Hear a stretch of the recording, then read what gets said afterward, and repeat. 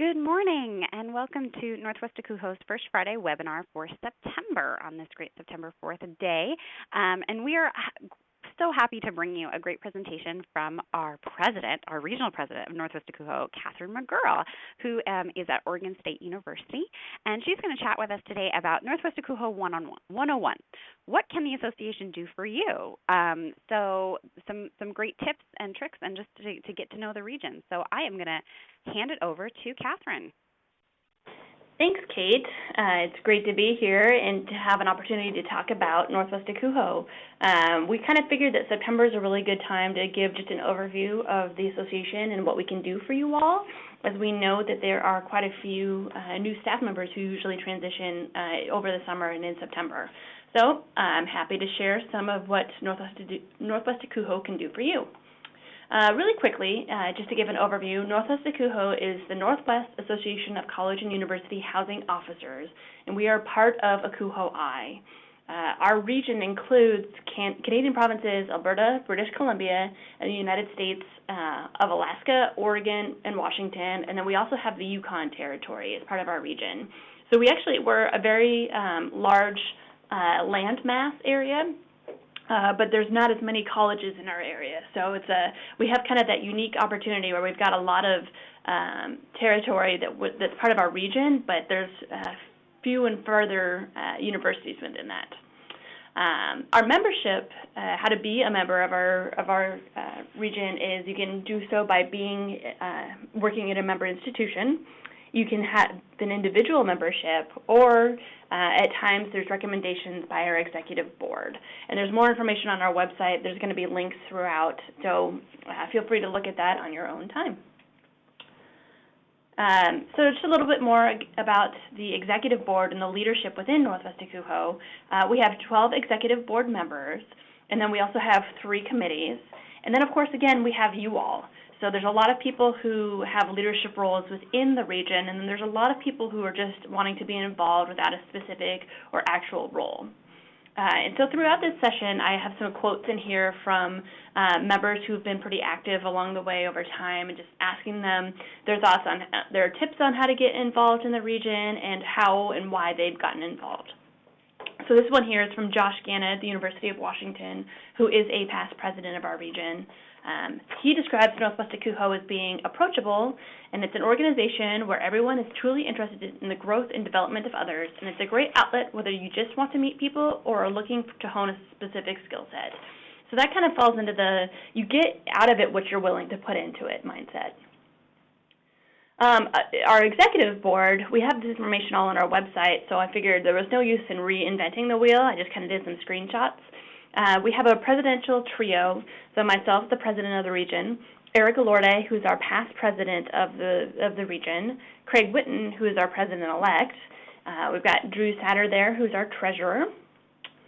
And next up, we've got Kate Gannon, who is our communications director, and that's actually a new position that began with our conference in February. We combined our old newsletter position and secretary position into one.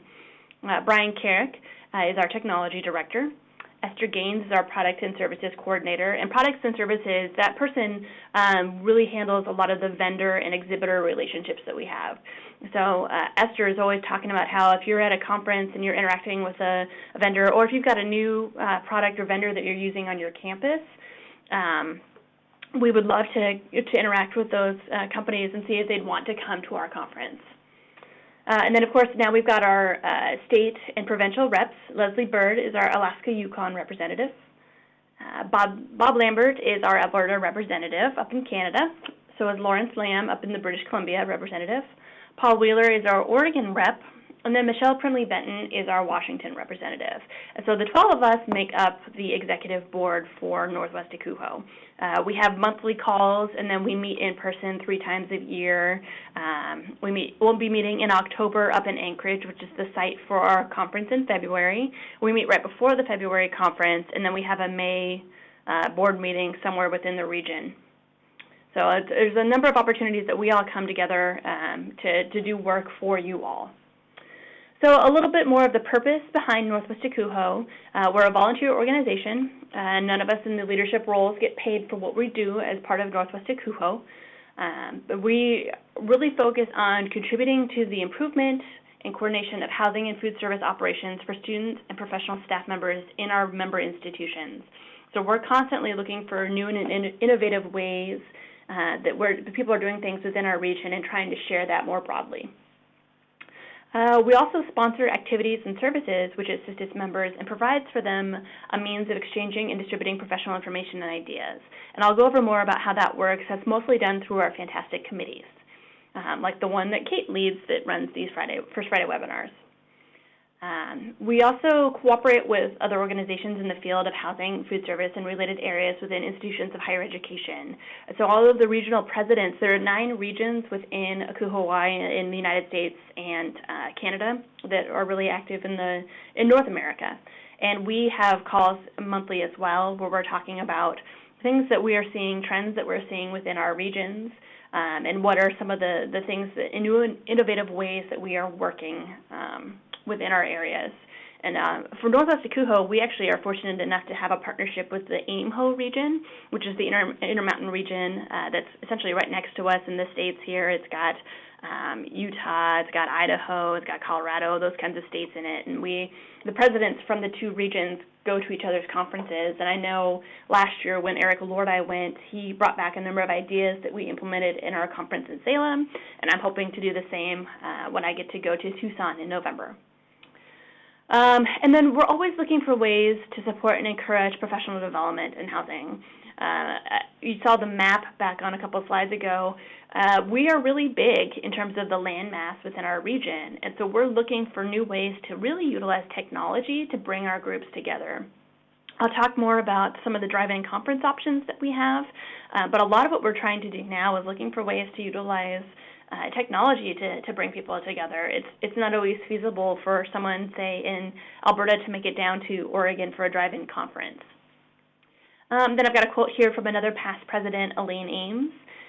She says, the reason she chose to get involved with Northwest NWACUHO was to network and share information and ideas. She says that it's always helpful to talk with colleagues about challenges and what they may be doing that's working. So really kind of bringing it back to that balancing and providing ideas and bouncing them off of each other. And then just really to kind of hone that in a little bit, so Northwest NWACUHO exists to promote best practices, encourage professional development, and foster the collaborative sharing of ideas and examine future industry trends. So it's kind of a lot that we're doing there, but it's very exciting. It's nice to know that we in our region are, in a lot of ways, on the cutting edge of a lot of different things. So what are some of the resources that we have for new members? So these are resources for new members, but they're also resources for all of our members.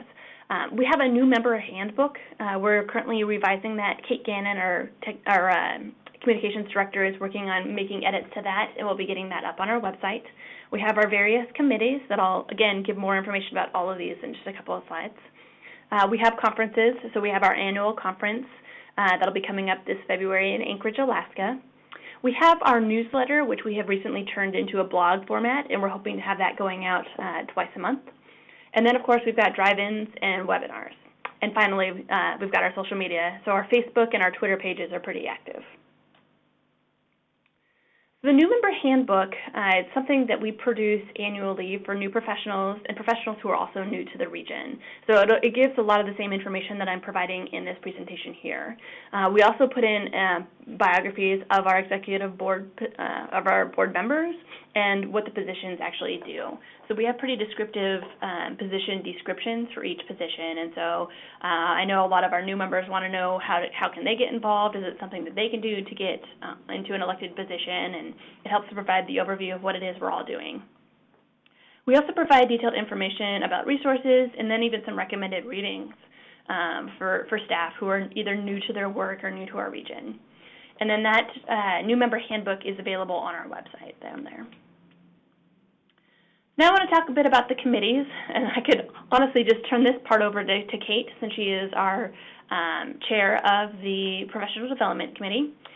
So some of their core objectives are to coordinate monthly webinars, like this one right here, that engage a variety of members in different functional areas. They also solicit and encourage host institutions throughout the region to present regional drive-ins, covering a variety of states and provinces. And so we've had some. We don't have any drive-ins officially in the works right now. I think I know that I've heard some rumblings of some that might be in the works, but in recent years. Oh, go ahead, Kate. Yeah, sorry. There's just some rumblings here and there, but nothing really set in stone quite yet. Right, and so how those usually come together is someone has an idea, oftentimes they talk to another person in the region who's experiencing similar issues, and then a drive-in is planned. And it's a one-day conference, people come in, most likely the university who puts it on really does most of the hosting and responsibilities, and so it's a very minimal fee for those who attend. It's been about $10, $15 to attend it, so it's really accessible in that manner. Some of the ones that we've had recently we had one on sustainability last year. There was a mental health drive-in last year. There have been facilities ones, some operations ones, and so it runs the gamut. Some of the current committee members are listed there, so as you can see, we've got great representation from throughout the region. Looks like we're missing some of our Canadian friends, though, so hopefully they'll want to step up and get involved. And then some highlights from the committee that Kate wanted me to mention here were, of course, the First Friday webinar series, which have been pretty fantastic. I've been really excited with all of the different options that we've been doing. And then they've got a subcommittee working on those drive-in conferences. And then they're also exploring some pre-conference options and a professional development assessment tool. And then here's a quote from Kate about getting involved. Being a part of the professional development committee has been the main way I have connected with others in the region. It is great to get on a conference call and hear about what is going on at different campuses. Regional groups have helped me realize the depth of the community in housing. Then when I get to the conference, it's like coming home. And that's one of the things that I've really valued as well, is that feeling of home within this region. One of our other committees here is our Membership Engagement Committee, and that is run by Lauren Adams, also at the University of Washington. And their objectives at this point are to continue to run and further develop the Northwest NWACUHO mentorship program to include mid-level mentorship. So we started a mentorship program a number of years ago where we've got seasoned professionals mentoring new professionals. And we find that just in general, and I think this is something that we're running across in our field in general, is that we actually have a lot of mid-level positions at this point. And so how do we provide opportunities for mentorship for people in the mid-level? Things like, how do you provide mentorship for someone who's never supervised professional staff before? Those kinds of things. They're also talking about developing and implementing a process for collecting contact info for professionals new to the region and making a personal connection between the associate and the professional. So it's really a welcome on a very individualistic level to the region. You're not just a number or a member in a specific state, you're a person. So some of their current members are listed there as well. And then I've got a quote here from Erica Lorday, our current past president, saying, Northwest NWACUHO is an amazing opportunity to network with professionals from throughout the Pacific Northwest and to find professional development throughout the year. The relationships you build and the learning you can find will be with you throughout a lifetime. And that is so true for me. Over this last year and a half being on the board of directors, some of the people I've gotten a chance to get to know and meet through my time on the board of directors, some of these people are going to be my friends for the rest of my life. So I feel very blessed to be able to interact with people in Alberta, Canada, whom I might not have had a chance to connect with otherwise. And the last committee that we have here is our Communications Committee. And so that is chaired by Brock Sieb from Eastern Washington University. And their objectives are to generate social media content that informs and engages the membership, and then maintain and encourage the use of the listserv. So we actually have a listserv for Northwest NWACUHO where you can send out questions, you can send out information that you're doing. It's a great way to crowdsource new policies or see how other people are handling specific things, things maybe on the legal landscape that are affecting your campus. And I've got their committee members listed there as well. And then I got a quote here from Leslie Bird, our Alaska Yukon rep. She said, a good way to get involved in the region is to keep in contact with your colleagues at neighboring schools. Maybe you are dealing with a similar issue or someone has a great idea that will benefit others as well. Communication is key.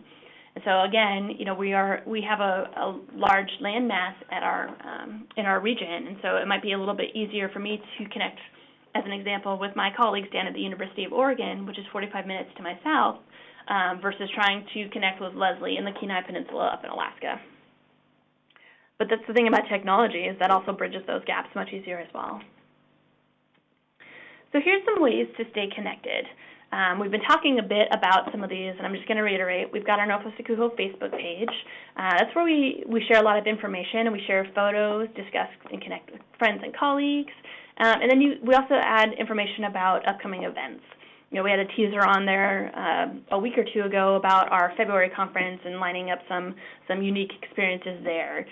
When we put on the photos from our conference in February last year, we had a lot of people tagging their friends and commenting and reminiscing about the great times that they had. We have our monthly emails that go out. Those come out from our technology director, and it's a way of providing up-to-date information about what's happening in the region. That's usually where we advertise the next First Friday webinar, those kinds of things. Mentioned the blog before, and again, that's something we're really trying to revamp and renew. It's how we're posting thoughts and comments on a variety of different topics. And we're always looking for content providers for all of these things. Then last on here, we have our 600-plus followers on our Northwest NWACUHO Twitter account. Saw some tweets yesterday about, President Obama being a follower going to Alaska after it's known that we're coming up there in a couple of months. So it's kind of a great way to engage in a different format. And then I've got a quote here from Kate Gannon, who is our communications director. You don't have to be a senior housing officer to give great advice and get involved in developing the profession. Everyone has amazing experiences, and sharing those experiences through writing for the Soundings blog, presenting a program, joining a committee, or just attending webinars all help make us a stronger regional association. Find out what works for you and put yourself out there. That's some really great advice there. And kind of getting back to her quote here too, when you look at our executive board, it's not all seasoned housing professionals or even executives. We have some people on our board of directors who are within their first 2 years of being a professional, and then we've got some who have been involved for a longer time. And I think having that diversity in the leadership really helps us provide better services to our members. And I've got some more quotes here. This one's from Craig Whitten, who is our president-elect. In this day and age, there is a growing tendency and pressure for people to be seen in an ideal way, or to be perfect, via tweets, conference attendance, relationships, job titles, etc. This is often couched in terms like brand management or something similar. Seek not to be a brand. They are fickle things that come and go and lack authenticity. Instead, seek to be yourself and establish yourself not as a brand, but as a professional. Consistently do your best, do good work, stick to your values and what you think is right. Own your mistakes and do your best to fix them. Most importantly, always remember our work is about our students. I believe if you do those things, your authentic reputation will follow. So that's mostly just sage advice from Craig, not necessarily how to get involved in the region, but he was waxing philosophical for a bit for us there. And this quote here is from Bobby Lambert, who is our Alberta rep. And his advice for new professionals would be to take advantage of the abundance of opportunities Northwest NWACUHO offers. Present at and attend the annual conference, volunteer on a committee, and listen to the First Friday webinars. There are a ton of ways to get involved, and these are all great opportunities to connect with other professionals in the field. I learned such a great amount in my first year as a professional, and I really believe these opportunities contributed and helped me feel more comfortable in my role. Then my last quote here is from Drew Satter, who is our treasurer. And he says, I would encourage new professionals to get involved in the mentorship program and do the case study when they go to the conference. I would encourage them to soak up what they can during year one and maybe get involved in a committee and move up from there. It's great to get involved in the region because we have so many great people, so committees are one way to meet them and show others how great you are. If you attend the conference, go up and introduce yourself to people you would like to meet in the region and get connected through LinkedIn or Twitter in addition to the face-to-face meet. Meet people not only at your level, but people with a different focus, residence life, operations, facilities, etc. And people at different levels to begin to make connections. Vendors are also great to meet with. Don't worry if you don't have purchasing power. Most are happy to explain their products to you. That's really, really great advice. Our vendors and exhibitors really truly make our conference more accessible on a financial level, and also just allow us to do new and innovative things. And so the more we can engage and interact with our vendors, the better. We've talked a little bit about the conference. We have our annual conference in February. We make a point of going everywhere within our region. We have a master plan that kind of outlines when we go to each location. And so this next go around will be up in Anchorage, Alaska, up in February. And it's a time during our annual conference to come together for professional development, networking, and fun. And so our conference is usually in February, and like I said, we rotate throughout the region. Right now we've got our call for program committee members out. Pretty soon we'll be looking for actual program proposals, and we will also be talking about scholarship opportunities and awards. So be on the lookout for those emails and all of that information soon. We've talked about the drive-in conference and how some of our previous topics include facilities, operations, and sustainability. Those ideas don't come from the leadership of the committees or the executive board. That is all motivated and driven by membership. So if you and some of your colleagues, I know for an example here at Oregon State, I've been talking to some of our graduate students about maybe doing a graduate student drive-in conference down here. And I'm not sure, Kate, if that's the one that you've heard about, but that's one that I've been encouraging our staff to kind of get out there and be like, you know what, we've had some of these conversations. I've heard from other people within the region some of these same concerns or questions. Why don't we do a drive-in conference on it? Again, we've got our First Friday webinars hosted by our Professional Development Committee. And presenters and topics ideas are always welcome. I put in the link there, but I know that we're always looking for new and innovative First Friday webinar options.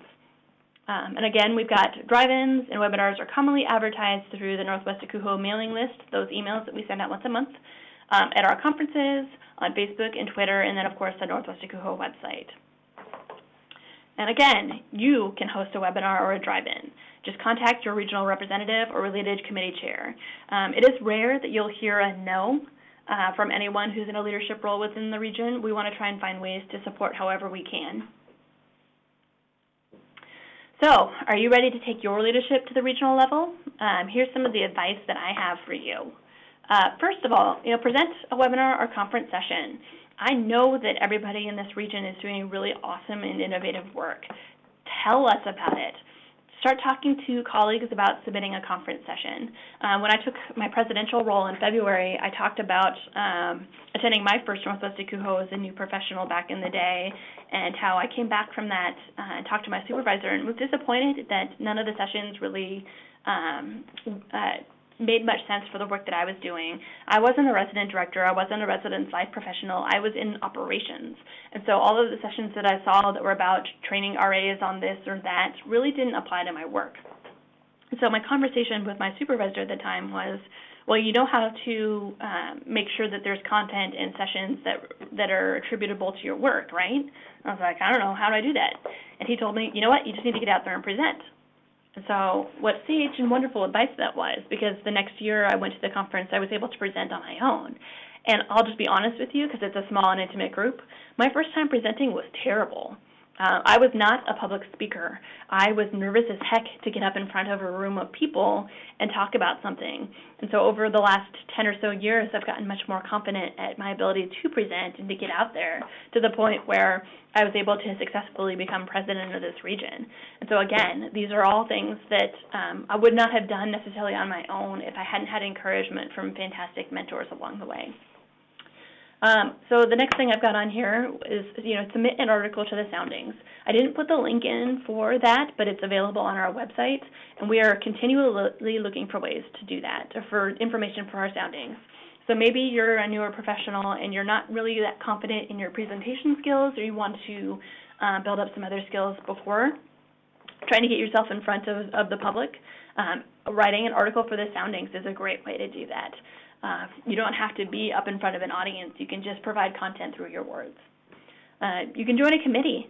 As far as I know, all of our committees are always actively seeking new membership. And we really want to make sure that we've got a diverse membership group, too.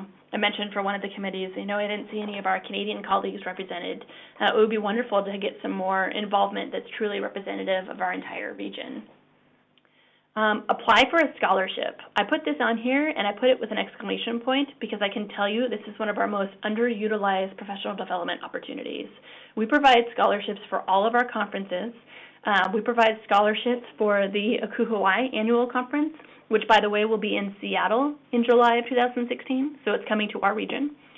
We have scholarships for things like the Professional Standards Institute for NWACUHO, for the National Housing Training Institute, NHTI. We have lots of scholarship opportunities available, and you would be astounded by how few people actually apply for those. There have been many, many instances where the scholarship is awarded to the only person who applies for it. And so one of the things I would love to see for our February conference is so many people applying for our scholarship opportunities that our committee has a really hard time figuring out who is truly going to get that scholarship. Now, don't tell that to Eric Lahorda, my past president, because he has to look through all of those. But I would love to make sure that we are seeing more people apply for those opportunities.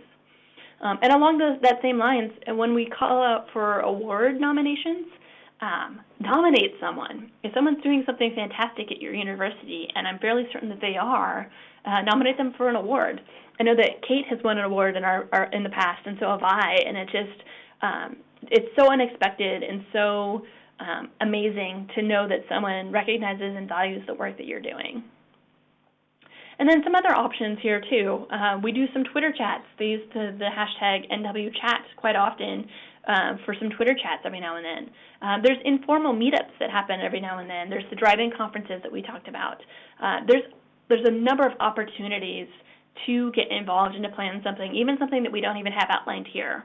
So really, if you've got an idea, connect with someone on the committees, connect with someone in your regional level, connect with someone on the executive board. We are here to help and support you. So with that, I will open it up to any questions. The picture I've got on there was from the 5 of us from our executive board who were able to attend the NWACUHO annual conference and exposition in Orlando, Florida this past June. So, and of course, that's we got 3 Canadians and a couple Americans there, so we've got some really great representations there. And like I said, I'll open it up to any questions that might be out there. Thank you so much, Kathryn. So if you have any questions, please just type them into the chat box, and Kathryn will answer. Thank you so much. I was going to say that my first big involvement was actually when I first got here at the University of Washington as a resident director, and a bunch of us just got together and hosted a drive-in for folks in Seattle and just new RDs, which was a really fun experience, and immediately I got to know folks, and it didn't really require too much planning. We just got together, set a date, reached out to our rep, and made it happen. So it might feel daunting, but absolutely isn't. And then with the webinars, if you are interested in a webinar, it's a great way to get involved, especially if you're just trying to kind of warm up to presenting or want to try out a topic for the conference. And you're never going to hear a no, you're going to hear a when. When can we get you scheduled? So please reach out online or to me directly. So great. Well, thank you so much, Kathryn. You're welcome. Thanks for having me. Yeah. So our next webinar is going to be on October 2nd, and it is from 2 folks at the University of Washington, Jennifer Connors from Operations and Accounts Manager for Housing and Food Services here, and Bree Callahan, who's our Director of Disability Resources here at the University of Washington for students. And they're going to talk about managing the complexity of ADA accommodations.